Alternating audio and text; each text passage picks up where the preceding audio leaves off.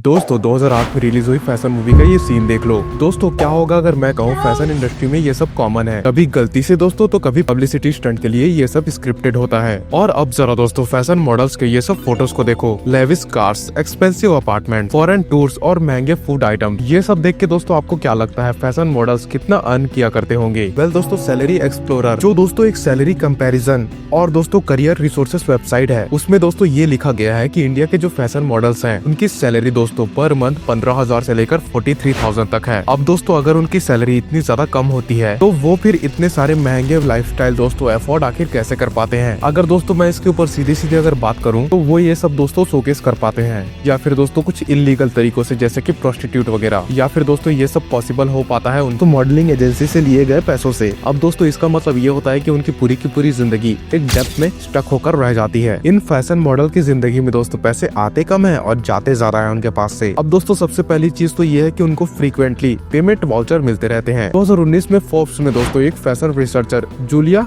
मेंसिटीरिया एक study publish की थी दोस्तों, जिसमें दोस्तों उन्होंने कई सारे फैशन इन्फ्लुएंसर से डायरेक्टली बात करके उनके एक्सपीरियंसेस को रिकॉर्ड किया था दोस्तों। और दोस्तों इनमें से कई सारे मॉडल्स ने तो ये कह दिया था कि उनको सैलरी के बदले गिफ्ट वाउचर और एक फेम दे दिया जाता है, यानी कि दोस्तों फेम का दावा करके बस घर वापस भेज दिया जाता है। इनफैक्ट दोस्तों मिया नाम के एक मॉडल ने अपने साथ हुए एक इंसिडेंट को भी शेयर किया था, जिसमें दोस्तों उनके मॉडलिंग के दौरान अक्सर उनके पास फोन में रिचार्ज करने तक के पैसे नहीं होते थे और दोस्तों वो हर रोज मैकडी का बर्गर खाकर अपना पेट भरा करती थी। अब दोस्तों इसके ऊपर उन्होंने एक फैशन ब्रांड से अपने हफ्ते की पेमेंट मांगी थी, तो दोस्तों उस पर्टिकुलर ब्रांड ने उसके हाथ में 5,000 यूरोस का दोस्तों एक वाउचर पकड़ा दिया। अब दोस्तों वो इंडियन रुपीस में करीबन 4 लाख रुपए होते हैं, यानी कि दोस्तों 4 लाख का ब्रांड वाउचर, और वो भी ब्रांड वाउचर दोस्तों उसी ब्रांड के बुटीक का था। अब दोस्तों कई सारे मॉडल्स ने तो ये भी रिवील किया है कि जो कई सारे शोज के लिए उन्हें घुमाया या फिर फिराया जाता है या फिर दोस्तों खाना तक खिलाया जाता है, उनके तक पैसे दोस्तों उनसे वसूल किए जाते हैं। अगर दोस्तों उनकी सिलेक्शन रिजेक्ट हो जाती है तब दोस्तों फैशन इंडस्ट्री में भी बहुत सारी चीजें या फिर पहचान से या फिर पैसों से चला करती है। ऐसे में दोस्तों आम इंस्पायरिंग मॉडल को किसी बड़े लेवल के मॉडल से अगर कम्पीट करना है तो उन्हें द पार्सन्स, एस मॉड या फिर सेंट्रल सेंट मार्ट जैसे बड़े बड़े फैशन स्कूल या फिर एजेंसी का सहारा लेना पड़ता है दोस्तों, जहाँ पर दोस्तों like any other PG rooms या फिर हॉस्टल की तरह एक ही रूम में घुस घुस कर रहना पड़ता है दोस्तों। और दोस्तों वहाँ पर एक ही छोटे कमरे में लगभग 5 से 6 मॉडल्स को रखा जाता है, लेकिन दोस्तों उन पांचों के पांचों मॉडल से हर एक से दोस्तों फीस वसूला जाता है पूरे एक रूम का,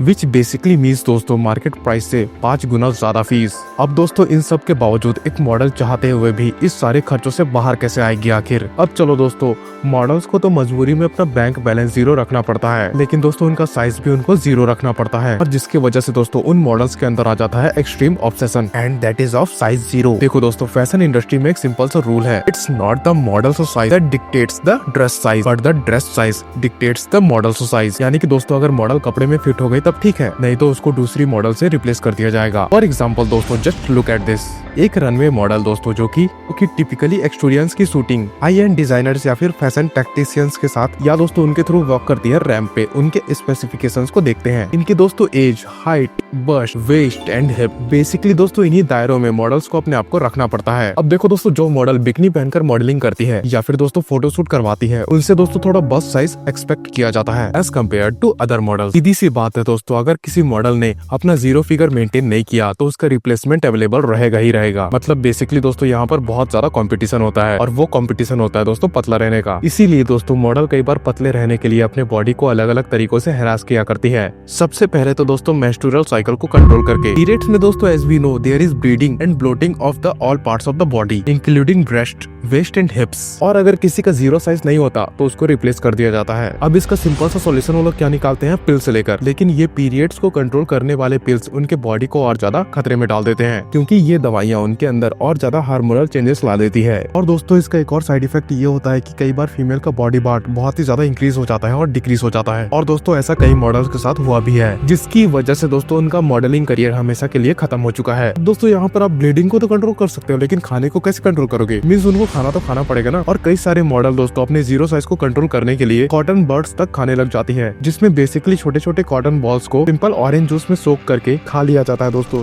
सो मच वियर्ड ना। और अकॉर्डिंग टू द मॉडल्स उनको इससे मिनिमल एनर्जी मिल जाती है, उनका पेट फूड फ्री होता है और स्किनी भी नहीं लगता। बट ऑब्वियस सी बात है दोस्तों ये सब सेफ तो नहीं होते ना। मॉडल हेल्थ इंक्वायरी द्वारा एक रिसेंट सर्वे के दौरान दोस्तों मतलब कि दोस्तों इनके अनुसार दुनिया भर के जितने भी 40% मॉडल हैं वो लोग ईटिंग डिसऑर्डर से सफर कर रहे हैं दोस्तों, और जिसमें दोस्तों बेसिकली एनोरेक्सिया नर्वोसा, और bulimia nervosa are at the top. अब दोस्तों जिनको ये नहीं पता उनको मैं बता दूं कि ये एक फियर है, यानी कि एक डर है पतले या फिर मोटे होने का, जिनकी वजह से लोग खाना पीना तक छोड़ दिया करते हैं। और बुलिमिया में लोग तेजी से बहुत सारा खाना खा तो लेते हैं, लेकिन फिर गेनिंग से बचने के लिए तुरंत एक्सट्रीम एक्सरसाइज या फिर गोलियां खाकर या फिर वॉमिट करके पूरे के पूरे फूड को वापस बाहर निकाल देते हैं, ऑब्वियसली दोस्तों, ताकि वेट गेन ना हो सके।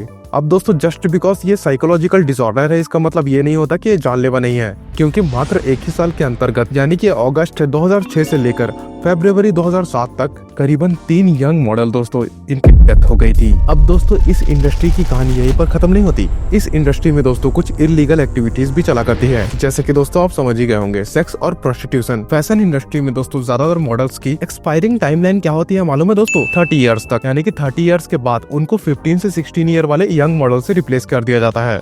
अब दोस्तों कंपटीशन अगर इतना ज्यादा होगा तो हर मॉडल के दिमाग में दोस्तों एक ही चीज हमेशा रहेगी कि उनको जो भी अचीव करना है इस लिमिटेड स्पान में ही अचीव करना है। लेकिन अगेन दोस्तों ये डार्केस्ट पार्ट नहीं है। अब दोस्तों जल्दी से जल्दी इन मॉडल्स को हाई लेवल पर पहुंचने के लिए इनको हाई लेवल वाले कॉन्टेक्ट भी बनाने पड़ते हैं, और जिसकी वजह से उनको कई बार सेक्सुअल अब्यूज या फिर प्रोस्टिट्यूशन का भी शिकार होना पड़ता है दोस्तों। फॉर एग्जाम्पल दोस्तों दुबई की पोटा पार्टीज काफी ज्यादा फेमस है इसी के लिए, जहाँ पर दोस्तों बेसिकली वहाँ पर यंग मॉडल्स को वहाँ के मेंस अप्रोच किया करते हैं, और दोस्तों वो मेंस उन मॉडल्स को ऑफर दिया करते हैं उनके साथ वेकेशंस पर जाने के लिए, और दोस्तों इन सब चीजों के लिए बहुत ज्यादा अमाउंट भी पे किया जाता है। और ऑब्वियसली दोस्तों वहाँ पर उन लड़कियों को उनके साथ जाकर कुछ सेक्सुअल एक्टिविटीज प्रोवाइड करनी पड़ती है, यानी कि सर्विसेज प्रोवाइड करनी पड़ती है। अब दोस्तों इस पर्टिकुलर टॉपिक के ऊपर कई सारे यूट्यूब चैनल्स ने, कई सारे न्यूज चैनल ने बहुत सारे वीडियो बना के रखे हुए हैं दोस्तों। इन मॉडल्स और वो इंसान जो इनको अप्रोच किया करते हैं उनके सारे बहुत सारे व्हाट्सएप चैट भी स्क्रीनशॉट के जरिए दिखाए गए हैं दोस्तों। लेकिन दोस्तों यहाँ पर एक बात कवर करने वाली है कि यहाँ पर कोई भी इन यंग मॉडल्स को दोस्तों फोर्स नहीं किया करता है। ये सब कुछ दोस्तों उनके अपनी मर्जी से हुआ करता है, ना कि जबरदस्ती से। इनफैक्ट दोस्तों वहाँ पर ये मॉडल्स जाकर उनकी फैंसी पार्टीज में पोस्ट किया करती हैं, फोटो खिंचवाया करती हैं, और फिर आगे चलकर दोस्तों उन सभी फोटोज को अपने इंस्टाग्राम पर पोस्ट भी किया करती है। सो मॉडल्स को दोस्तों बहुत अच्छी तरीके से पता होता है कि उनके साथ आगे चलकर आखिर क्या हो सकता है, और सभी की सभी चीजें दोस्तों उसकी सहमति से ही हुआ करती है। बट व्हाट अबाउट दोस्तों जब उसकी मंजूरी से नहीं हुआ करता? एक Dutch top model Karen Holder ने अपने मॉडल एजेंसी एडिट मॉडल्स के ऊपर ये इल्जाम लगाया है कि वहाँ के मैनेजर्स ने उनके और उनके फेलो मॉडल्स के साथ कई बार रेप किया हुआ है, और जब उनका उनसे मन भर जाता तो उनको वहाँ के बड़े बड़े बिजनेसमैन को बेच दिया जाता, और वो भी दोस्तों किस लिए? प्रोस्टिट्यूशन और सेक्स के लिए। और दोस्तों इतना सब कुछ होने के बाद जब कैरन ने इतना सब कुछ जो उसके साथ हुआ उसको दुनिया के सामने साझा जब किया, बहुत सारे लोगों ने उनको दोस्तों किडनैप करने की कोशिश की और मारने की कोशिश की पॉइजन देकर। तो दोस्तों इस लेवल के स्कैंडल पर कई बार मॉडल्स अपने आप को फंसा लेती है। लेकिन दोस्तों एक बात यहाँ पर गौर करने वाली है कि ये सब मॉडल्स इतने बड़े बड़े स्कैंडल में आखिर फंस कैसे जाती है। सो दोस्तों well according to the some report, शुरुआती दिनों में दोस्तों the D word leads them to their D game. एक फैशन इन्फ्लुएंसर दोस्तों आनिया होल्डन ने अपने इंटरव्यू में बताया था कि दोस्तों मॉडलिंग बिजनेस में मॉडल्स ज्यादा घंटों तक काम करने का और उस बीच अपने आप को जगाए रखने का इमेंस प्रेशर होता है। अब इन वजह से दोस्तों कई बार वो इन साइको एक्टिव सब्सटेंसेस को कंज्यूम करना शुरू कर देती हैं। अब दोस्तों ये जानलेवा सब्सटेंस उनके बॉडी में जाते ही डोपामिन और नोराड्रेनालाइन को ट्रिगर करते हैं दोस्तों। डोपामिन दोस्तों आपको प्लेजर प्रोवाइड करके आपको खुश कर देता है, पर नोराड्रेनालाइन आपके हार्ट बीट को बढ़ाकर दोस्तों आपको स्ट्रेसफुल सिचुएशन में डाल देता है, और दोस्तों आपको थोड़ा एक्टिव रखा करता है, और इसीलिए दोस्तों वो आपके फैट्स को बर्न करके आपके लिए एनर्जी प्रोड्यूस करता है। अब दोस्तों ये क्या करता है ना, ये आपको एक्टिव दिखाता है, फिट दिखाता है, और फिट और हैप्पी भी दिखाता है दोस्तों। और दोस्तों यही सब चीजें एक मॉडल को चाहिए। अब दोस्तों इस नशे का एक और पहलू है, और वो है दोस्तों पीयर प्रेशर। कई बार दोस्तों मॉडल्स को अपने काम की तलाश पे फैशन इंडस्ट्री से मुलाकात बढ़ानी पड़ती है, यानी कि फ्रेंडशिप बढ़ानी पड़ती है, कनेक्शन बढ़ाने पड़ते हैं, और दोस्तों उन मॉडल्स को भी ड्रग्स कंज्यूम करना पड़ता है इसके लिए, जिसकी वजह से दोस्तों वो ड्रग्स, कोकीन, वीड इन जैसे दोस्तों माइंड को एक्टिव करने वाले सब्सटेंस को कंटेन किया करते हैं, या तो फिर दोस्तों कई बार वैलियम और जेनेक्स का भी यूज किया करते हैं, वो भी दोस्तों स्ट्रेस और एंजाइटी लेवल को रिड्यूस करने के लिए। लेकिन दोस्तों यहाँ पर एक क्वेश्चन आता है, अगर कोई काम दोस्तों आपको फिजिकली, मेंटली या फिर दोस्तों इमोशनली या फिर फाइनेंशियली भी दोस्तों आपको किसी भी मामले में खुश नहीं रख सकता, तो क्या फिर दोस्तों उससे इतना ज्यादा ऑब्सेस्ड रहना सही है या फिर नहीं? अब दोस्तों उनके लिए तो अच्छा है जो कि टॉप मॉडल है, जो कि पैसे कमा रही है, लग्जरी लाइफ जी रही है, लेकिन तो जो कि नीचे की मॉडल है, क्या उनका ये करियर उनको परेशान नहीं कर रहा? या फिर दोस्तों उनको ये सोचना चाहिए कि उनका ये मॉडलिंग का करियर उनको सच में कुछ फायदा दे रहा है या फिर नहीं? अब दोस्तों आपको क्या लगता है, क्यों लड़कियां हर एंगल से अपने आप को स्क्वीज करके इस करियर में अपना पैर आगे बढ़ा रही है? क्यों मॉडलिंग इंडस्ट्री का इतना ज्यादा क्रेज अभी भी है? वेल दोस्तों आपके जो भी ओपिनियन है नीचे कमेंट में लिख के जरूर बताइएगा।